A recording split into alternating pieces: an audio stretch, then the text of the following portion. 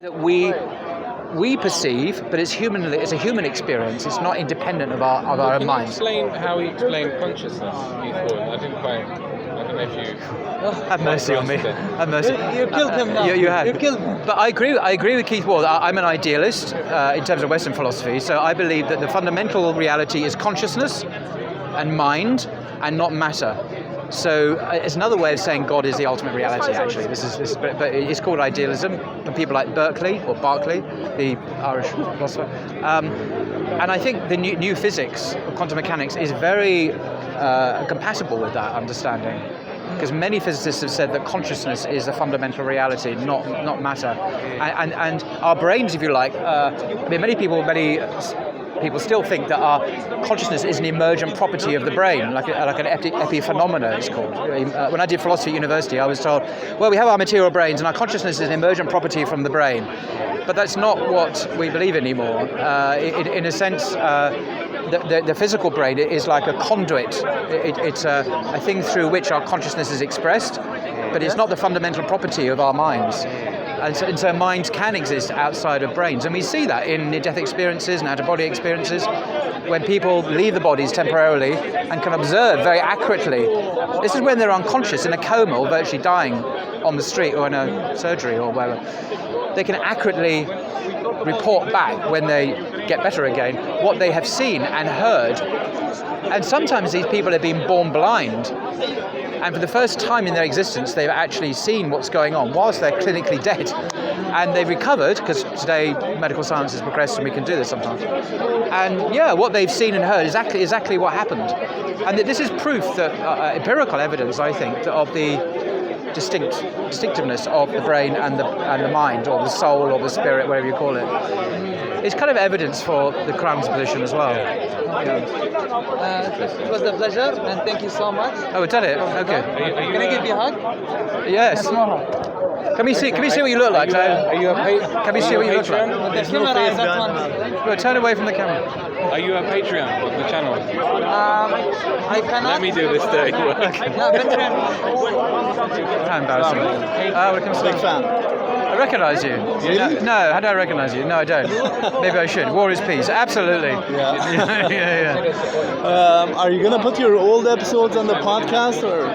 Eventually, yes. Thank you. It's taking time. Because I drive around and I listen, so I have to click on the YouTube links Yes. to listen to the Dale Martin episodes and the old stuff. Yeah, you're right.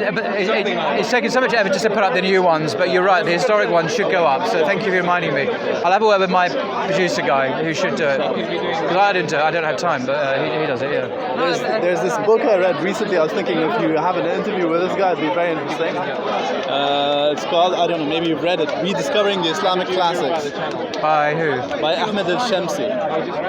So he's talking about the history of how the manuscript culture turned into print culture during the last century. Very enjoyable.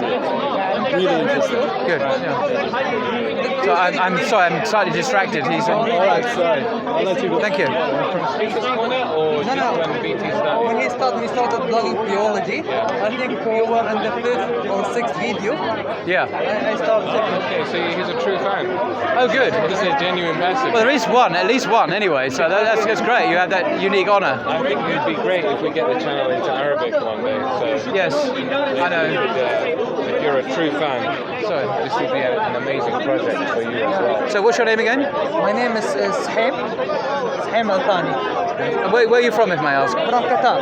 Oh, Qatar, you just say. Yeah. I'm from Qatar. Hopefully I'm gonna study now. My major is secular law. Secular law. Yes, obviously all the law we study is secular, unfortunately. I got my major here in the UK on renewable energy.